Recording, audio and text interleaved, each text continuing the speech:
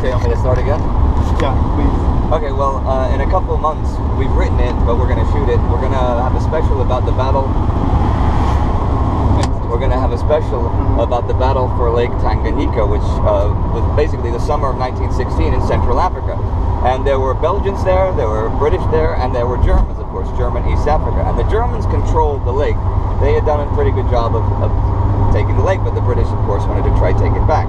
So they sent two boats. Well, they sent construction pieces of two boats that were put together and then carried through the jungle from South Africa all the way up to Lake Tanganyika, which took like 6 months. But the guy that in itself is rather bizarre and interesting.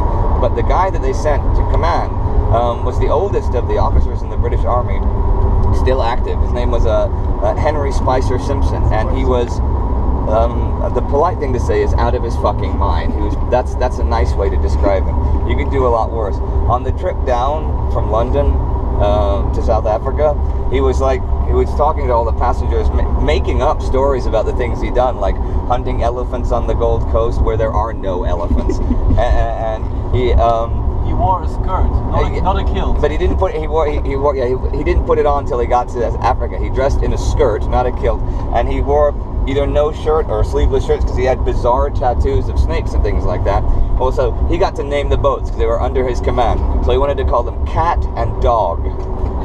And the British government said, no, you cannot call them Cat and Dog. So he called them Mimi and Fufu. And so they set out on the lake. And I'm not going to go through the whole story of it because you're going to have to go find out about it. But he was completely incompetent, as it turned out, but he did manage to capture one other ship that he called Tutu. So he had Mimi, Fufu, and Tutu. But you definitely look up on Wikipedia even, Spicer Simpson was his last, Spicer-Simpson. Because even things beforehand, like there was an exercise when he was in charge of some coastal defenses in Britain, and they were doing a fake attack, and he was watching the fake attack with his wife at dinner and didn't even bother going out when they started destroying his defenses. He didn't bother going out and fixing them. He said he wanted to finish dinner first. So he was that kind of commander. Having said that, once he was commanding in Central Africa, the first thing he did was alienate his Belgian allies by being really, really condescending and being a complete asshole to them.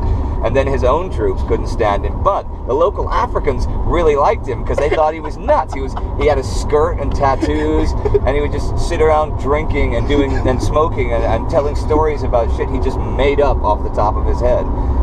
So he was one of the great lost figures of the First World War. Can you imagine if he was commanding on the Western Front? Like if they said, okay, we're moving you to